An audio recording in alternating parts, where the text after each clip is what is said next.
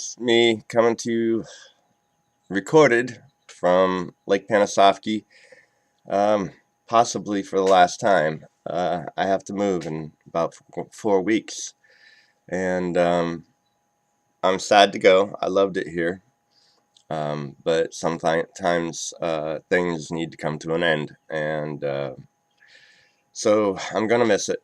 But I will still be with the ministry, of course, and most likely back in Houston, setting the office back up at Mike's house. Um, I want to talk about something else that came to an end already. It's called the law. Uh, Here at the Gospel Revolution, we talk about the law a lot, and we talk about the law of Moses that ruled over Israel for a period of time known as the Old Covenant or the First Covenant, whatever you want to call it. And that law, as it says in the Bible, Paul wrote it. He said the law was fulfilled and abolished in the body of the Lord Jesus Christ. And that is true. When we tell people about that, when we talk about the law a lot, even I don't know every law. We know there are the 10 Commandments, and then later came 603 laws. So you got 613 there, really. I don't know all 613. I know the 10 Commandments, and we all know one or two from the law. We all know a few things about the law. You know that the Jews didn't eat pork, and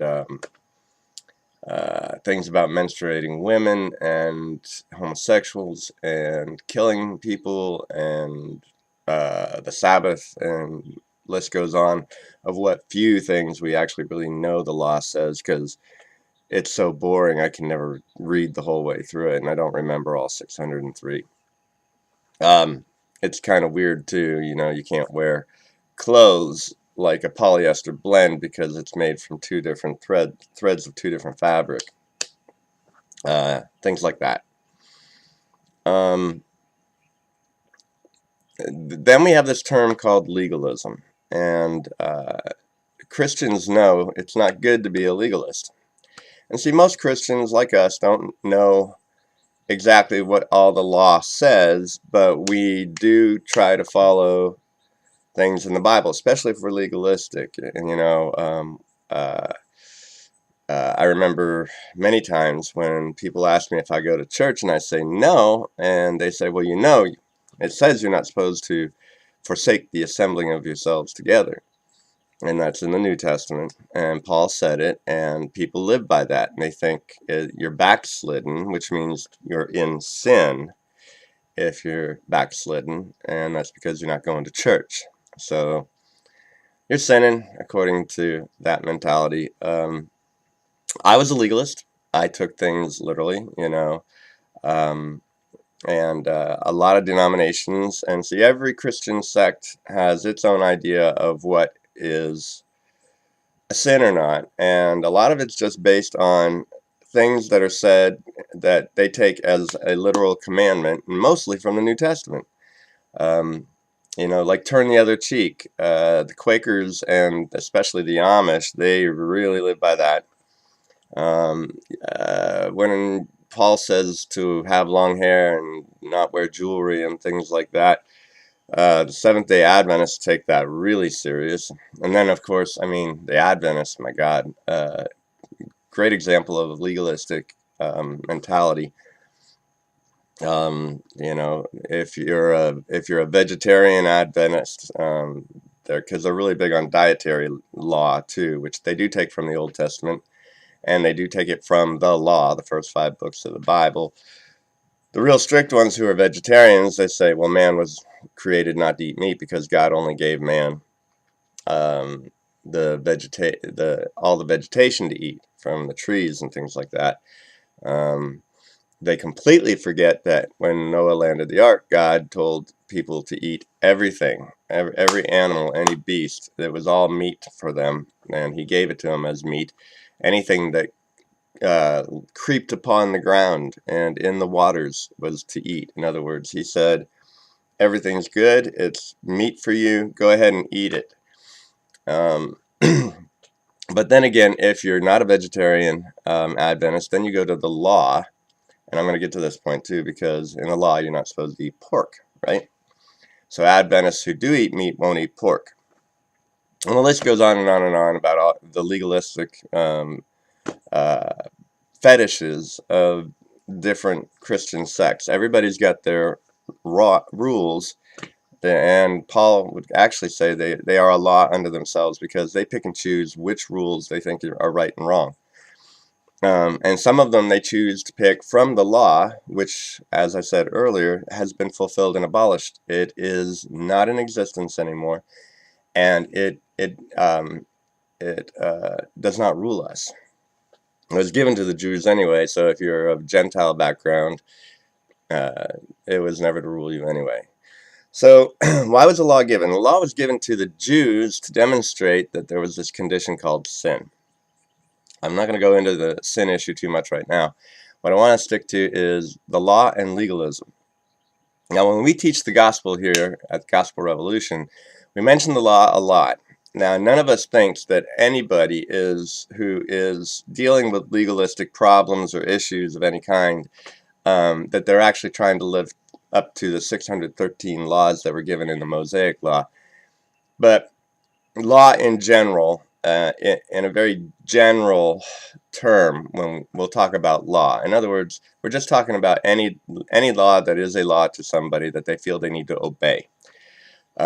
Whether it's not forsaking yourselves, or forsaking the assembly of yourselves in church, or the jewelry thing, or the turn the other cheek thing, anything that is a law to you. This is what we address, because the gospel is not the gospel of law. The gospel is the gospel of grace and peace. It is the announcement that peace and grace have come, and the law has been abolished. And so, but anybody who believes that there are still laws to abide by, whether they find them in the New Testament or the Old Testament, they are a legalist. And Paul says anybody who is justified by the law, if you're justifying yourself as living right in the eyes of God by doing or not doing what these things say not to do or to do, you are fallen from grace. You do not understand at all. You become a legalist, and you're trying to be righteous in your own self, or that's called self-righteousness. And if you're failing at keeping these, and it bothers you that you're failing at keeping any of them because you're trying to keep them, you're still self-righteous. It's self-righteousness. You believe you have to be righteous in and of yourself. That even includes your faith and believing, because there are commandments and requirements in the New Testament and the Old Testament about faith and believing. And but see, anything that is a rule or a requirement, that is a law, including the believing part. I'm not going to harp on the believing part. There are really good things about believing and what you believe. There are really good things about them. The only thing believing is not going to do, though, it's not going to make you righteous. Jesus makes you righteous. And we also teach that by one man, Adam, all became dead and unrighteous. And by the last Adam, Jesus Christ, all are raised to life. So what Adam did, Jesus did much more in reverse. And what Adam did, he did, all were penalized by what Adam did. And in the same manner, what Jesus did, all reaped the rewards of what Jesus did. It's not, otherwise Jesus is weaker than Adam. So we won't harp on that too much more. What we're going to do, though, is I have things popping up on my screen here while I'm trying to talk to you.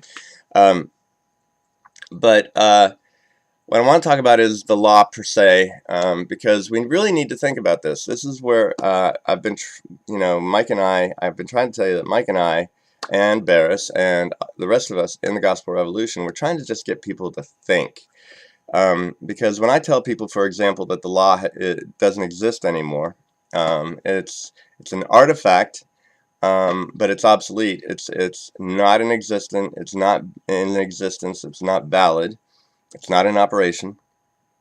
And some people, their first reaction is, well, what do you mean?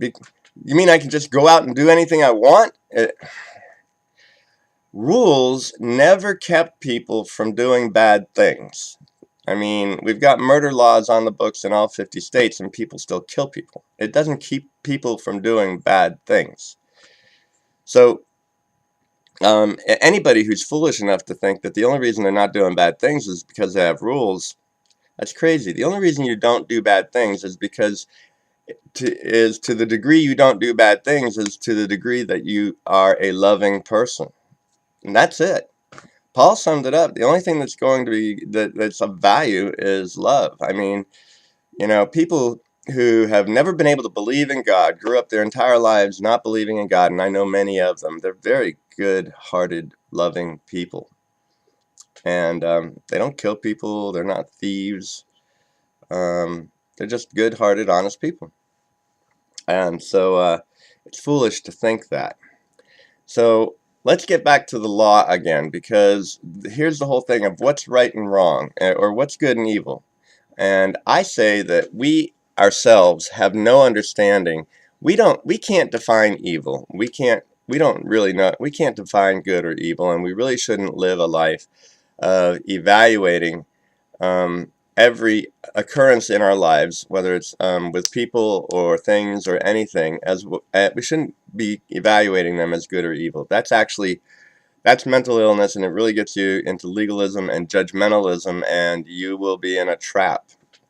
And you'll never accept yourself for who you are. You'll never love yourself if you do that. Not really. But if you're a loving person, then you will deal with yourself and others in the moment, and properly so. Properly so. But let's just take some examples from the law. For example, in the law it says if you murder somebody, that you're to be stoned to death. And I pointed out in an earlier video that the law not only does not represent God's nature and character, it's usually the opposite of it. God really hated the law, and he hated all the requirements of the law, including all the sacrifices. He said they were a stench to him. Couldn't stand it. But the law was given for a reason, to show us our own self-righteousness. And he basically used our own standards against us, like murder. We want to kill a murderer, yet God never would kill a murderer just for the sake of, just because someone killed somebody else. And to prove it, the first murderer we've ever read about in the Old Testament is Cain. And God not only killed him or told people to kill him, he protected him, and he told people, hands off of him or I will deal with you harshly. And here's another one. You can't eat pork, right? Because God says it's an abomination. Well, it wasn't an abomination when he told Noah to eat everything that creeped upon the earth. So is God contradictory? Is he speaking out of both sides of his mouth? Is he schizophrenic?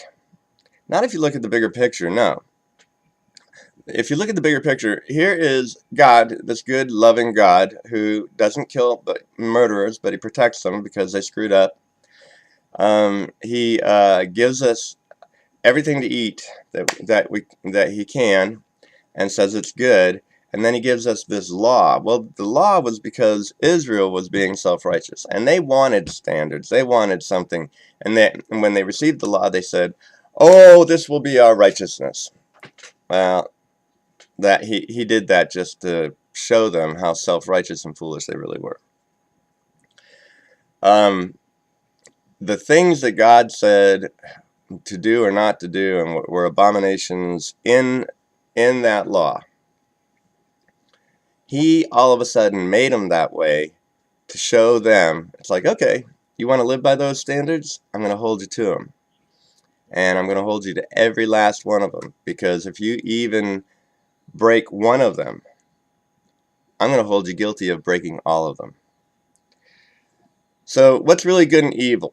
So is wearing garments from two different cloths, is that really evil? Is there something really wrong with that? Now that law is right in there along with a man who lies with a man as with a woman. It's right along with it. It's given equal value, actually. You know, prior to, I'm just going to say something about the gay thing real quick for a minute. Prior to the law being given, there were gay people. God never said anything about it. And look at everything that Jesus had to say about homosexuality, which was nothing. He didn't say a word about it. Homosexuality, is it really wrong? No. There's nothing wrong with it. God didn't have it. It just occurs in nature. It occurs in human beings and 472 other animals species. I'm not here to so much get on a gay soapbox or bandwagon here. I just want people to see how silly it is that they think just because the Bible said something is wrong, that therefore it is really wrong.